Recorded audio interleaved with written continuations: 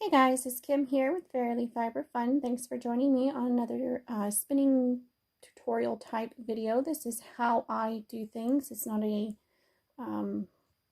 professional perspective. It's simply how I do it. So today I thought we would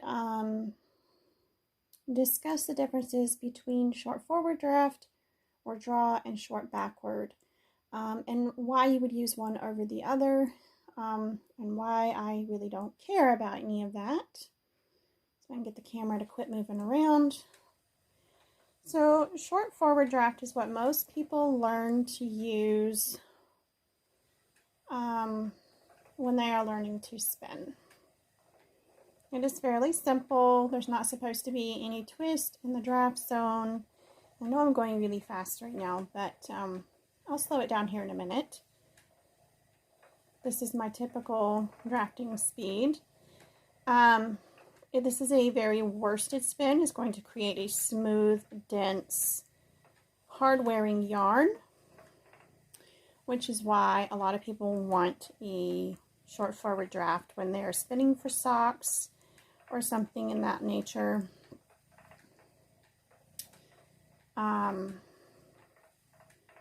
I don't really care for this particular draft because I feel like I don't have very good control of the fiber as I'm pulling it forward. So I prefer to do a short backward draft, which is very, very similar. I'll just give you that really quick. There's the short backward. It travels. There are pros and cons to both methods. There's lots of ways to change how you do each one, but this is a basic how to and why.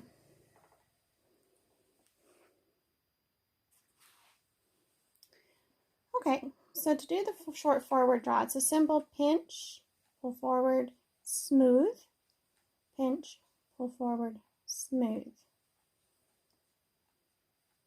And how much fiber you pinch, how far deep you go into your draft zone, determines the thickness of your yarn.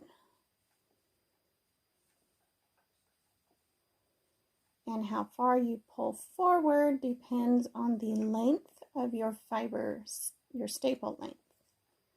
So right now I have two very different fibers in my hand. One is nice and long and the other one is ridiculously short. So I'm keeping my forward draft very, very short. I'm going maybe an inch, half inch to an inch, depending on how the fiber feels at the moment. Okay, so this is the short forward draft. There's no twist in the draft zone. The drafting triangle is staying completely open. I have my finger underneath it so you can see that there's no twist in those fibers, since my background is white. But the other background messes up the lighting, so it is what it is. Okay, so this is the short forward draft. Now, yes, you can allow twist into the draft zone and not smooth it down, and it becomes much more like a long draw. But for the sake of keeping this simple, no twist in the draft zone, pinch, pull forward, smooth back, creates a dense, smooth, worsted style yarn. Short backward draw, I think, is a little bit easier to control the fibers. So, and again, without any twist in the draft zone, it's a simple pinch, pull back, smooth. Pinch, pull back, smooth. Pinch, pull back, smooth. And I know my camera is going in and out of blurry. I don't really know how to prevent it with my hands moving so much. This camera is fairly smart. Until I start telling it to do things it doesn't know how to do. It's focused on my lap at the moment.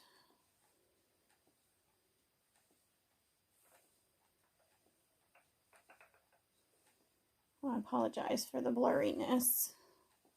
But this is the short backward draft without any twist in the draft zone, which is the most worsted style backward draft. Now, I find when I'm doing this method that I don't smooth quite as hard, and so a little bit of air gets trapped in the yarn and it makes it a lighter, fluffier yarn. The downside to that is it's not quite as durable. It's more likely to pill.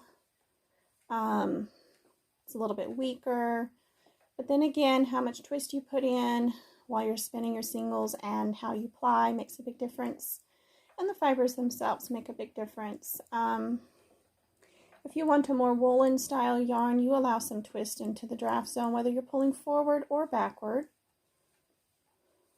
So, and to transition into long draw, this is the way to do it. This is the way I recommend learning how to do long draw. You do a short backward draw, and you know, it's a good stepping stone. This is probably my favorite way to draft fibers because I have more control over the fiber supply and I can go much faster. And then the yarn isn't quite as dense, so I get more yardage.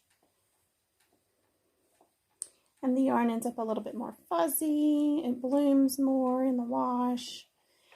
I just really, really like that. I like warmth and lightness and air in my yarns. And if there's a fuzz factor that I want to take advantage of, then I definitely don't want to smooth and press all the air out of the fibers. So anyway, that is how we do the short backward draft.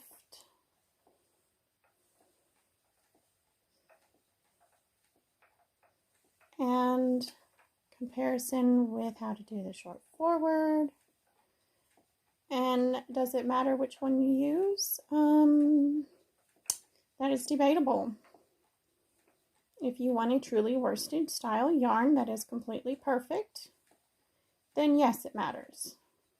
If you don't really care what your yarn turns out like, then no, it doesn't matter. This is for a sweater, so I don't care if the yarn is consistent. I like to knit with inconsistent yarns. I also want it fairly warm, so I don't want a totally worsted, condensed, smooth yarn. If I was spinning for socks, I wouldn't care either because I'm spinning so fine. It's do what you have to keep control of the fibers. But for this, it's a sweater and I don't really care. So, in a nutshell, your short forward draft or short backward draft is all personal preference. It's what's comfortable at the moment. It's what you're in the mood for at the moment. And mixing up your drafting style during a spin is not the end of the world. Like I mentioned before, I love an inconsistent yarn when I'm knitting. So I spin however the fiber wants to be spun and according to whatever mood I'm in at the moment. Well, I hope you enjoyed today's little rambling tutorial style video, and I want to thank all of you new subscribers for supporting my channel. If you have any questions, comments, or suggestions, please put them down in the comment section below the video. If you would like to see a particular technique, ask for it, and I will make a video for that. You guys are fabulous people, and I appreciate each and every one of you. Thank you so much for stopping by and spending some time with me. Bye, guys.